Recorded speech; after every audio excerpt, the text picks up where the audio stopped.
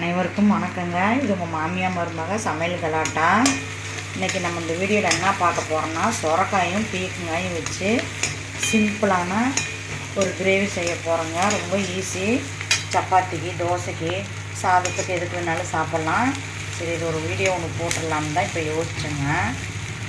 பாருங்கள், நான் இதெல்லாம் வணக்கிட்டு என்னென்ன போட்டுக்கிறேன்னு சொல்கிறேன்.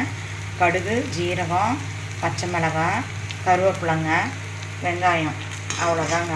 இதில் இப்போ நல்லா வதங்கிடுச்சு. வதங்கினதுக்கப்புறம் பாருங்கள், காய் கட் பண்ணி வச்சுருக்கேன். தோல் எடுத்துகிட்டு கழுவிட்டு. இது வந்து பாருங்கள் பீக்கங்காய், சொரக்காய். இது பாருங்கள் சொரக்காயும் பீக்கங்காயும் போட்டு நம்ம ஒரு கிரேவி செய்ய போகிறோங்க.